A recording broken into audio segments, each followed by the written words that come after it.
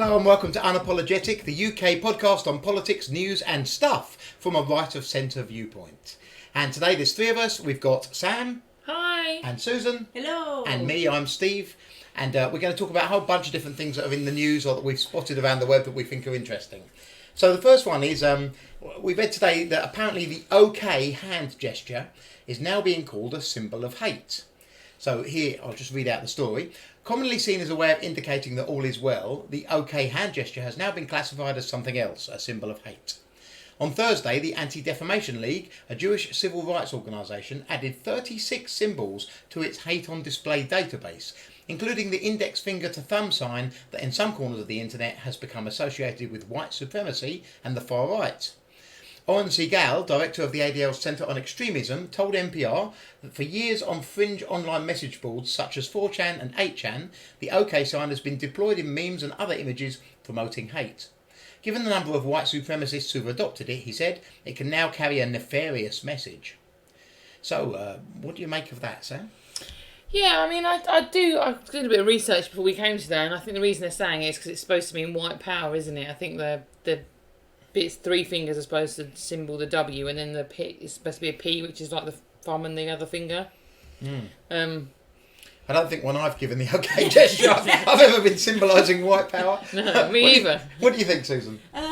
Well, I asked everyone today that I met and just sat and said, what do you think about this? And all of them were completely dumbfounded. So I just think to make it a hate symbol, you're giving the people power that's using it incorrectly. I just don't see the point in that, if I'm honest with you. Though I'm not taking away the fact that some people are using it as a hate thing. I just don't think we should just hand over everything. And I don't think it looks like a P. I think it looks like an O. So if you've got OW, it's saying ow. How is that? No, but I'm just saying, it could mean that. And that's not racist, it just means ow. But it's always used, and it always will be, the OK sign. Or, when you put it below your thigh, you get to punch someone. Well, I've never heard of that. It's the... Or if you move your hand, that's rude. Well, there are some other uses of it because it's occasionally, I'm told, I've been researching the internet, and this is not something I've experienced, but apparently it's an offensive gesture that can be used to depict a private bodily orifice. I don't know, I've never seen that used. I've never seen one look like that. And apparently, well, it means OK in the United States and in the UK, obviously, but in Japan it apparently means money, and it's commonly used to signify zero in France. So it seems that 4chan have managed to scupper everybody's use of this symbol.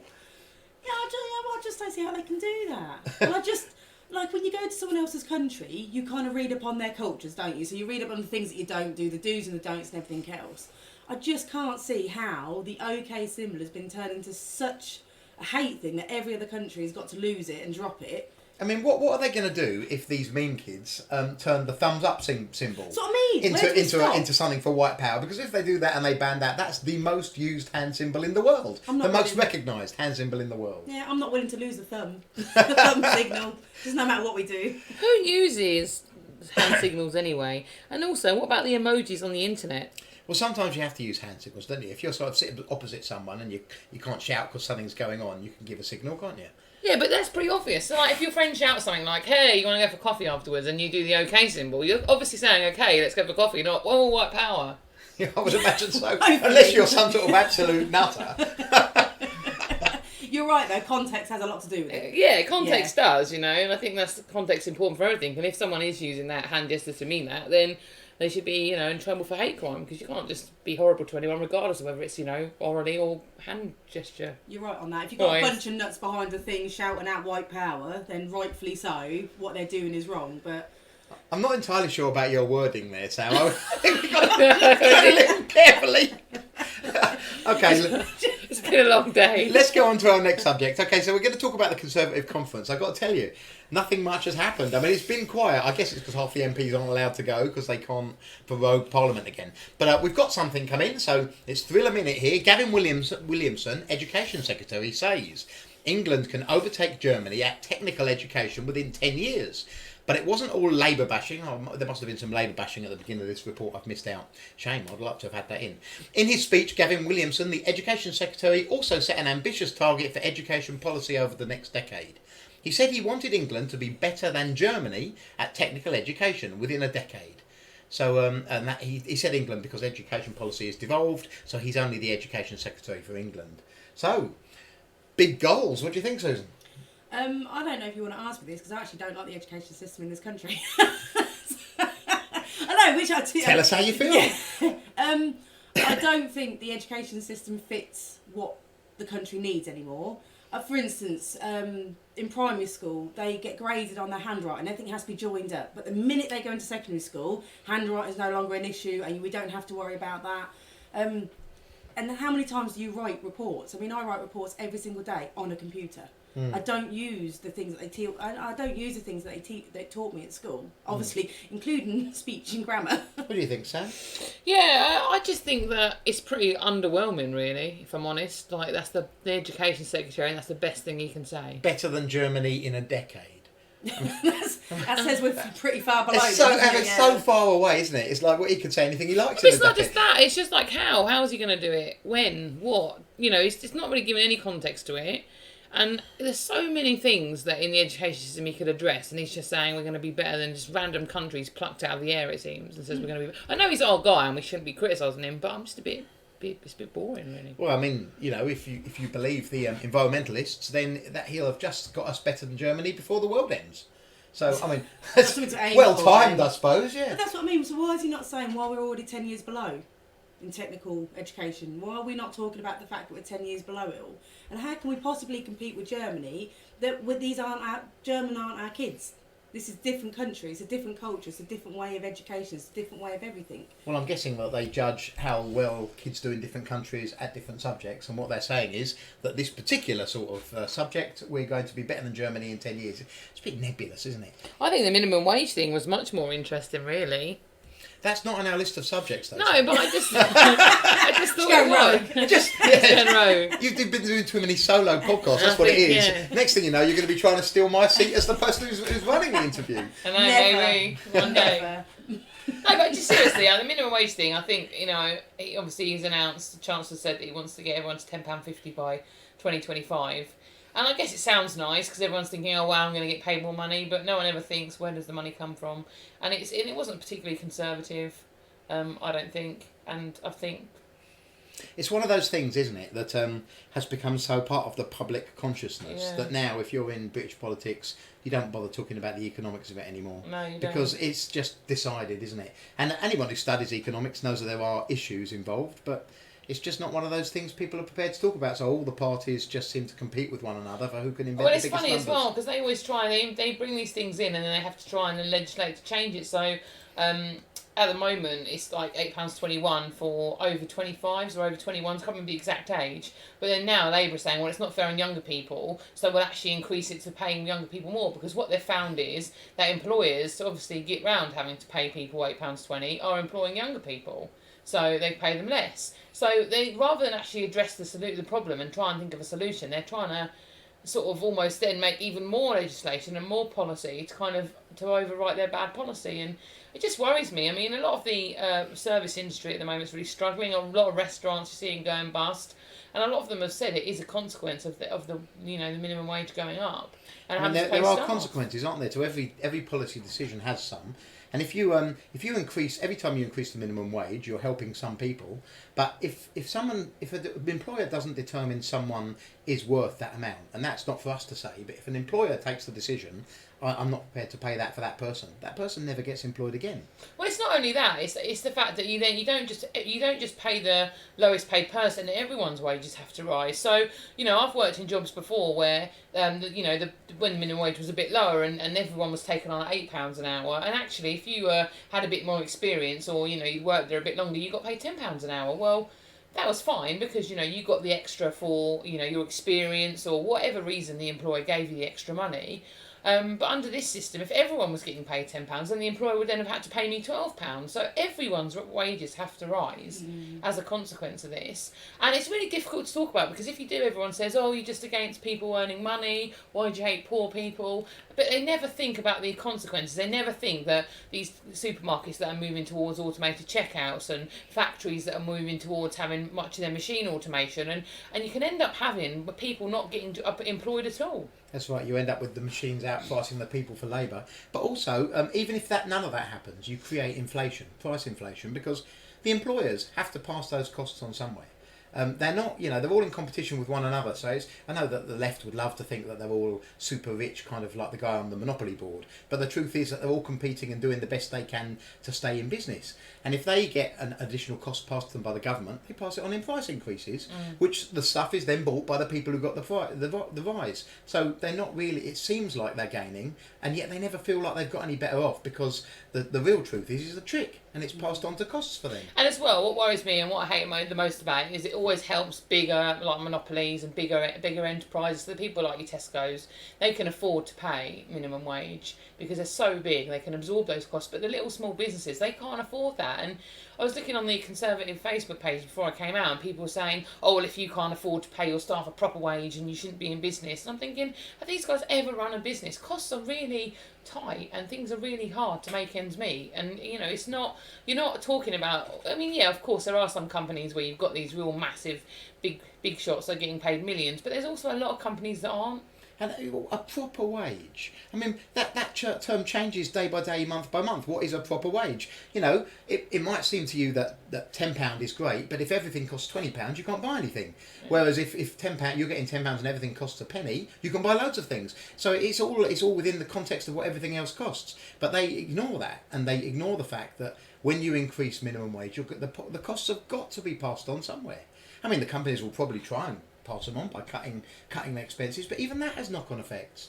You really have to look at these things in the whole, but people prefer the quick win, don't they? We're going to give you some more money. It's a great election winner, I suppose.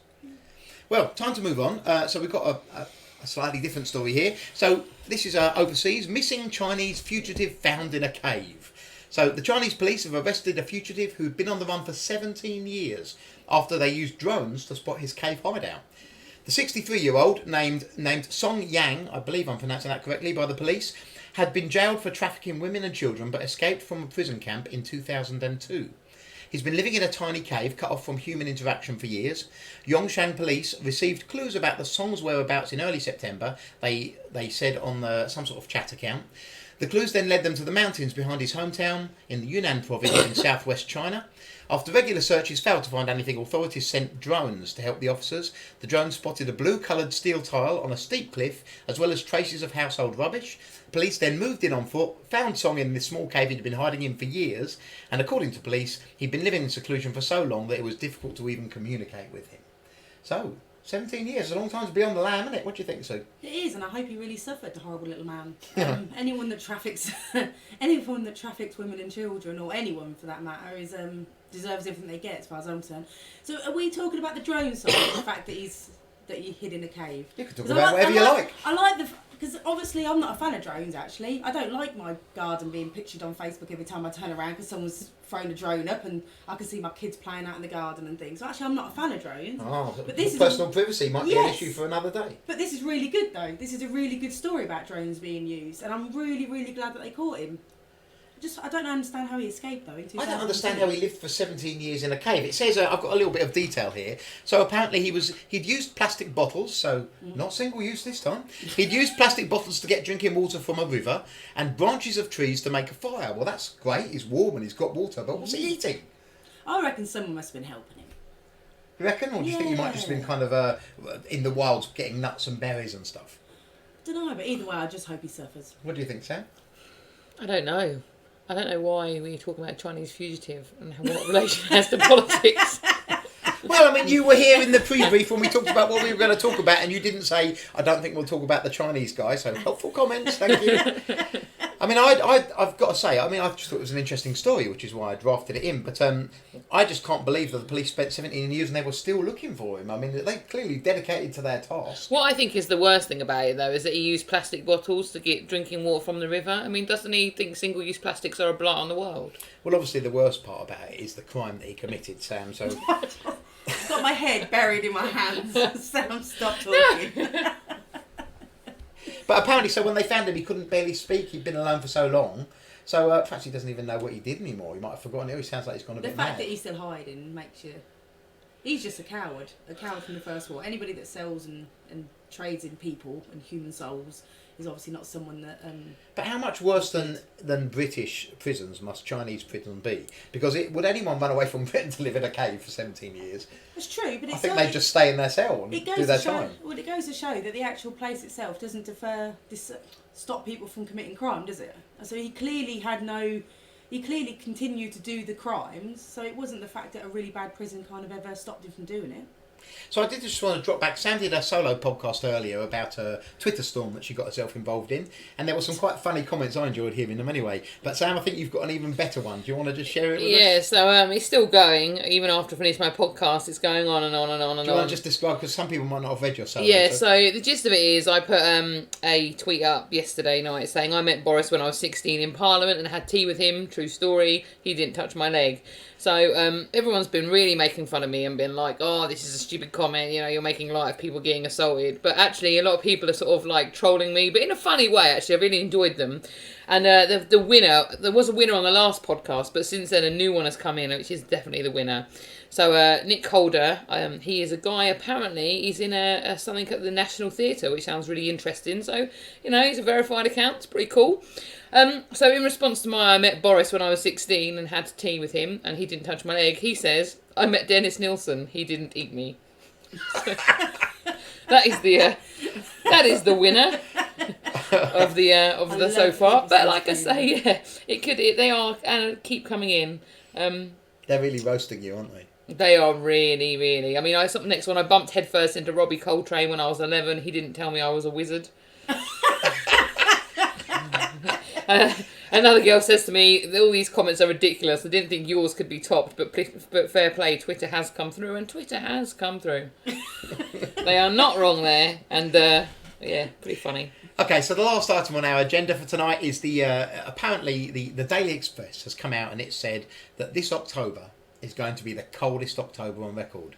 The UK snow forecast, they say, I don't know which snow forecast they're using, October could be, notice the word could be, the coldest on record to rival the beast from the East freeze. The first snow of the season is expected this week as an Arctic plunge see temperatures drop to the coldest on record in a freeze expected to rival that of the 2018 beast from the East. So, apocalyptic stuff. Sam, what do you think? I don't know. I'll wait to see what happens in October, really. They keep saying it's going to be the hottest summer, the coldest October, the... Rainiest April. Rainiest April, yeah. Every single year, the Express is famous for this. They come Beast out from the East. towards the end of once in a while they're right, because of course if you keep repeating something often enough, eventually you're going to be right. But every year it's like December's going to be the coldest on record. Millions might be snowed into their home. It's going to be a whiteout, and then very mild weather happens. I would say if climate change is happening and this global warming and we're getting warmer, why are we getting colder? But then you always get the climate scientists to say you're stupid and it's not called global warming anymore. It's called climate change because it can mean any sort of change. You know that. What do you think, Susan? I think there's, like I said, every time I turn around, someone tells me it's the coldest, the hottest, the rainiest, the wettest, the horriblest day that we've ever had in their entire life. So I think, to be fair, we'll just see what... October's supposed to be a bit chilly anyway, isn't it? Yeah, it always traditionally It's was. winter. Do you remember a few When years... you get to bonfire night, you used to have to put on your woolly hats and your scarf, didn't you? Exactly. Not just go out in your T-shirt. Yeah, so I don't really see... I thought it was supposed to be cold when it's winter. So I'm expecting it. I've forgot my point now, don't worry about it. I like a bit of snow anyway, don't you? Obviously, I don't want so much that people get harmed, but when you get a bit of snow, it's nice, isn't it? It's not in October, though. I don't care when it is. Snow. Or it will do that tiny little flake thing, and then everyone on Facebook will put on, it's snowing, and by the time you get up from the sofa and have a look outside, it'll be gone. See, I always dream that we get enough snow that we can actually do a bit of skiing, but here where we live, it's so flat, there's no chance. You have to go. Yeah, you have to go to places that. Yeah, we've got a little blue one at the top of the road here, maybe. It's like 1 degree. Anyway, guys, I think that's pretty much it for tonight. So this has been Unapologetic, the UK podcast on politics, news and stuff from a right of centre viewpoint. Please, everybody, do remember to like this video, subscribe, ring the bell, leave a comment if you enjoyed it and give us some suggestions as to what you might like us to cover in future. Until then, say good night, Sam. Night. Say good night, Susan. Good night, Susan. And good night from me, the other bloke.